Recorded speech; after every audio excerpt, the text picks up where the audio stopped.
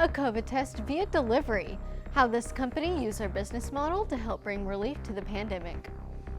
Celebrating staff members, a Texan on campus has exceeded the expectations of being a teacher. All those stories plus class enrollment, a course you might want to consider taking as you plan next year's schedule. I'm Macy Cuthbertson. And I'm Javier Rivera Cordero. Stay tuned because NHSTV Live starts right now.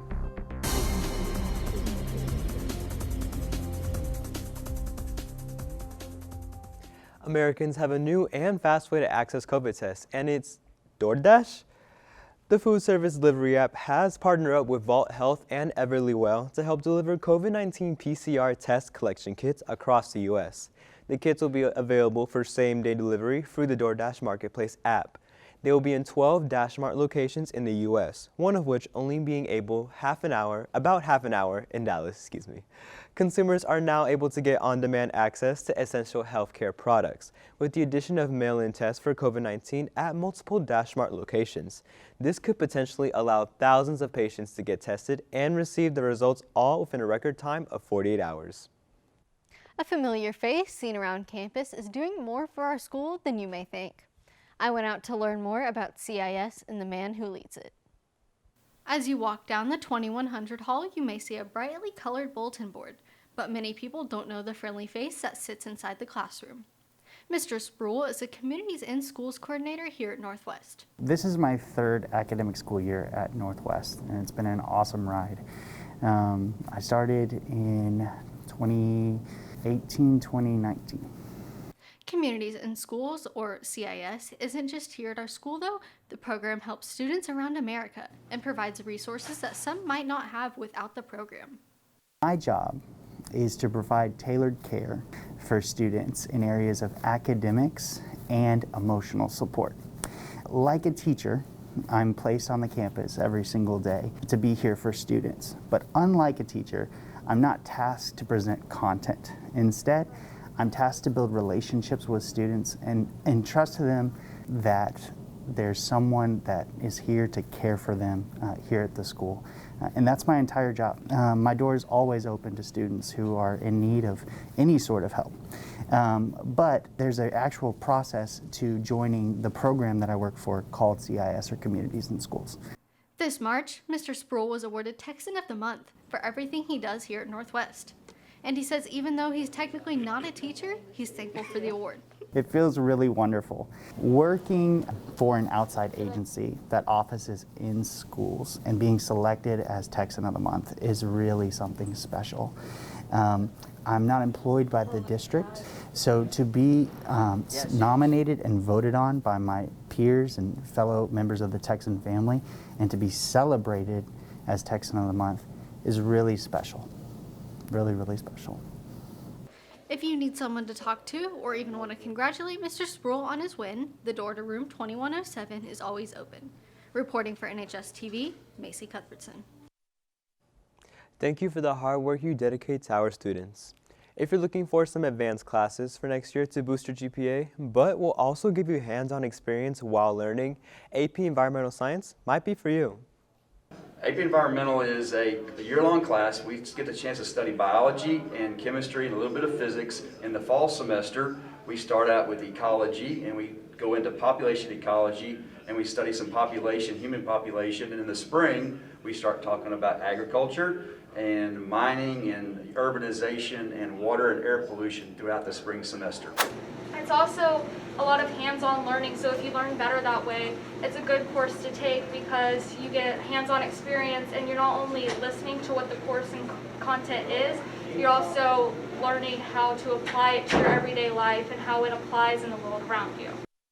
Students even get to go on field trips at different points during the year to advance their learning process. In the fall, students can go to the zoo to learn about endangered species, and in the spring, students can go to a nearby wastewater treatment plant. If you are interested in taking the APES class next year, be sure and talk to your counselor about next year's schedule.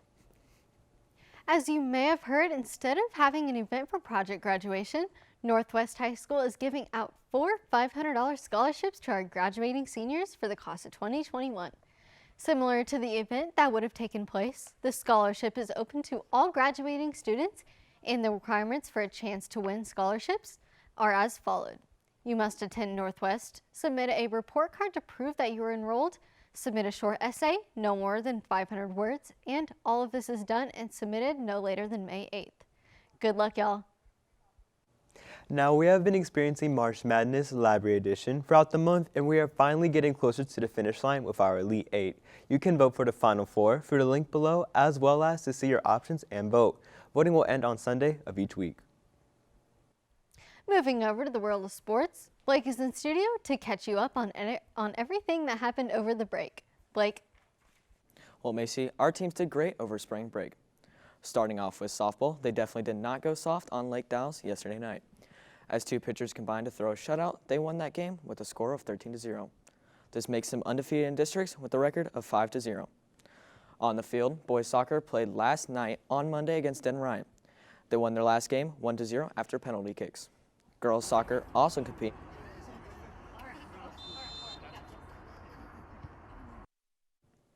Girls soccer also competed in their very last game Monday against Den Ryan, winning 2-1 also after a PK shootout. Moving away from the field, congratulations to both Cadence Lincoln and Carrie Fulton in their state competition for powerlifting in Corpus Christi. Now, I know Javier has already got you up to date on Library March Madness, but NCAA March Madness is down to the final 16. Go to the NHSTV Twitter page to find the updated bracket so far. That's all I have for sports. Back to you, anchors. Thanks, Blake. Moving on, I know you've all been waiting for Texans on Main Street because Emma went out to answer a very important question. This week on Texans on Main Street, we took to Twitter to ask you the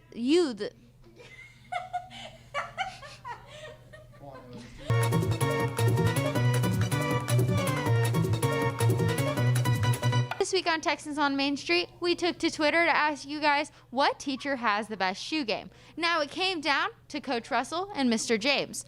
So I went out today to go get the final result. Coach Russell, how many pairs of shoes do you think you have? The last time I counted, it was like 130 pairs, but who knows what it is now. I mean, probably maybe about 50. What's your favorite pair of shoes? The favorite pair would have to be the cool gray Jordan 11s. There's a pair of LeBron 3s I have, St. Vincent St. Mary's edition, which is where he went to high school. That's my favorite basketball player, so it's got to be my favorite. What is the most money you've ever spent on a pair of shoes? $230, I think. Most expensive retail pair I own is probably about $220. And do you think Mr. James has better shoes than you? Yeah, he's got what the sneaker community would call like more heat. I'm gonna go with Coach Russell. Mr. James. Oh man, if we're talking about like fits in general, that's definitely Mr. James. Drippiest dude out here, but better shoe game's got to be Coach Russell. I'm sorry. You know, I probably would have to say Coach Russell. Probably Coach Russell. Mr. James. Oh, Mr. James. Coach Russell. Coach Russell has a basketball shoe game. Mr. James has a better overall shoe game, though. Mr. James, I'm sorry. Oh, Coach Russell. Mr. James. Russell. Mr. James. Russell. Mr. James. Russell. He got the Jubilees on. What are you talking about? You know how many pairs of shoes Russell has? Jubilees on. Literally a whole walk-in closet. Mr. James.